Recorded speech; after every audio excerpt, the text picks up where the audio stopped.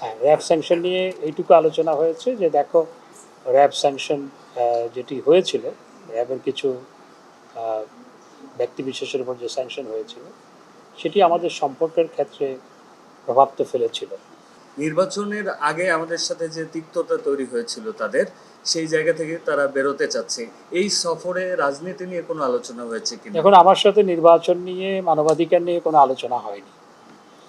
আমরা সম্পর্ককে এগিয়ে নিয়ে যাওয়ার লক্ষ্যেই পজিটিভ বিষয়গুলো নিয়ে আলোচনা করেছি। তবে আমরা উভয় পক্ষ আলোচনা করেছি যে অতীতে কী ঘটেছে সেগুলো আমরা দেখতে চাই না, আমরা ভবিষ্যতের দিকে তাকাতে চাই এবং ভবিষ্যতে সম্পর্ককে আরো ঘনিষ্ঠ করতে চাই। র্যাব সময় এবং মানবাধিকার নিয়ে স্টেট ডিপার্টমেন্ট থেকে বলা হয়েছে একটু আগে, তারা আসলে বিষয়গুলোর অগ্রগতি দেখতে পায়নি এখন পর্যন্ত বাংলাদেশে, এবং তারা সেই অগ্রগতির বিষয়ে অনুরোধ জানিয়েছে আপনাদেরকে। কে বলেছে? উনি একটু আগে ডোনাল্ড বলেছেন। কি বলেছেন? উনি বলেছেন র্যাব সময় এবং মানবাধিকার নিয়ে আলোচনা হচ্ছে, বিষয়গুলো নিয়ে বাংলাদেশের তদন্তের অগ্রগতি দেখতে চায় যুক্তরাষ্ট্র।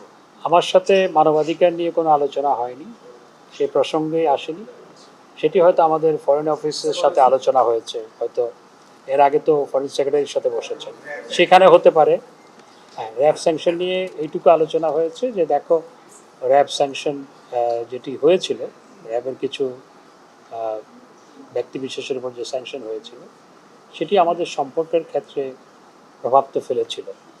তো এটি উগ্র হলে কিন্তু সেটি নিয়ে আমাদের ফরেন অফিসের সাথে আলোচনা হয়েছে যে সেটি দীর্ঘ প্রক্রিয়ার মাধ্যমে সেটি হয়েছিল। সেই উইথড্রয়ালের প্রক্রিয়াটাও একটু লম্বা, স্যাংশন দেওয়ার প্রক্রিয়াটাও অনেক লম্বা ছিল, উইথড্রয়ালের প্রক্রিয়াটাও একটু লম্বা।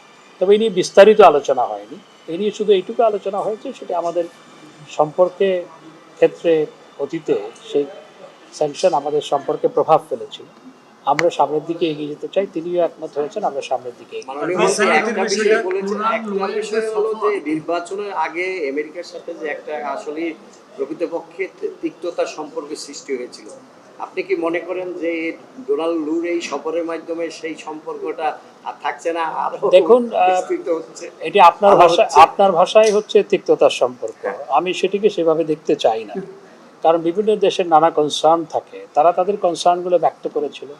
দেশে অত্যন্ত সুষ্ঠু, অবাধ, নিরপেক্ষ নির্বাচন হয়েছে, ভোটার পার্টিসিপেশন 42% ছিল, বা আওয়ামী লীগের অনেক প্রার্থী পরাজিত হয়েছে, এমনকি মন্ত্রীও পরাজিত হয়েছে। সুতরাং সেই নির্বাচন নিয়ে কোনো আলোচনা হয়নি। তারা আমাদের সম্পর্ককে বিস্তৃত, গভীর করতে চায়, আমরাও করতে চাই, এবং সেই লক্ষ্য নিয়েই এই সফরে তিনি এসেছেন।